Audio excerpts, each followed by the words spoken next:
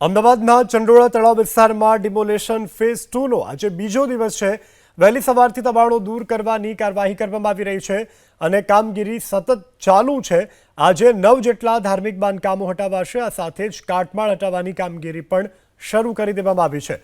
મંગળવારે વહેલી સવારે 6:30 વાગ્યાથી ડિમોલેશનની કામગીરી હાથ ધરવામાં આવી હતી।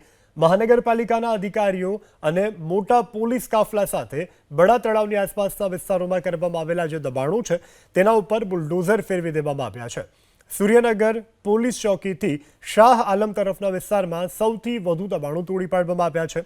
ઓપરેશન ક્લીન પાર્ટ 2 સમયે crime branch, JCP, sector 2 JCP, zone 6 DCP સહિતના અધિકારીઓ સૂર્યનગર પોલીસ ચોકીથી લઈ અને શાહ આલમ સુધી ગાડીઓના કાફલા સાથે પેટ્રોલિંગ પણ કર્યું હતું। જે લોકોએ રાત સુધી પોતાના મકાન ખાલી નહોતા કર્યા તેમને વહેલી સવારે જ મકાન ખાલી કરાવવામાં આવ્યા। આરોપી લલ્લા બિહારીના ફાર્મ હાઉસ અને પાર્કિંગની બાજુની જગ્યામાં આવેલા બાંધકામો ઉપર પણ બુલડોઝર ફેરવી દેવામાં આવ્યું છે। ઓપરેશન ક્લીન પાર્ટ 2 હેઠળ આજે 10,000થી વધુ ગેરકાયદે બાંધકામોને દૂર કરવામાં આવ્યા છે।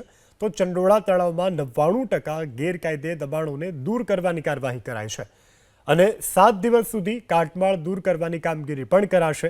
એટલું જ નહીં, district inspector of land record તરફથી મળેલા નકશા મુજબ ચંડોળા તળાવની બાઉન્ડ્રી પણ નક્કી કરાશે। આ બાઉન્ડ્રી પર મહાનગરપાલિકા દિવાલ બાંધશે। કાટમાળ હટાવ્યા બાદ તળાવના વિકાસ અંગેના કામ શરૂ કરાશે।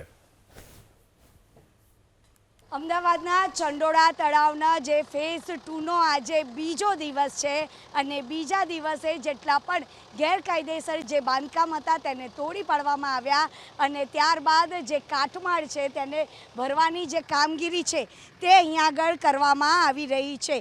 વહેલી સવારથી જ દાદાનો જે બુલડોઝર છે તે આજે આ ફેઝ 2ના બીજા દિવસે પણ ચાલ્યો હતો। જોકે ફેઝ 1માં પણ 4,000 જેટલા કાચા પાકા જે બાંધકામ હતા તેને દૂર કરવામાં આવ્યા હતા।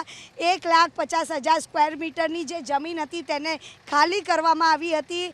2,000થી પણ વધુ જે પોલીસ કર્મીઓનો જે બંદોબસ્ત હતો, 50 જેસીબીને હિટાચીનો ઉપયોગ કરવામાં આવ્યો હતો। ત્યારે ફેઝ 2ની જો વાત કરવામાં આવે તો ફેઝ 2માં પણ 8,000થી પણ વધુ જે કાચા પાકા જે બાંધકામ છે તેને દૂર કરવામાં આવ્યા છે।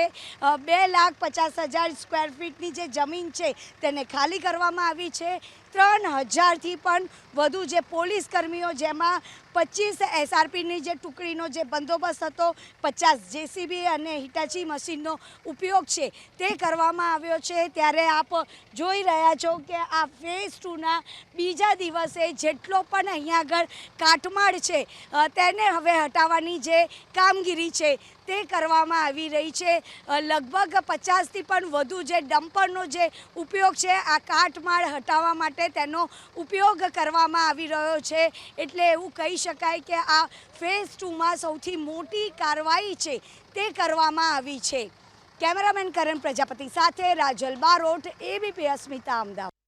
તો અમદાવાદના ચંડોળાના નાગરિકોને હાલ પૂરતો અપાયો છે આશ્રય।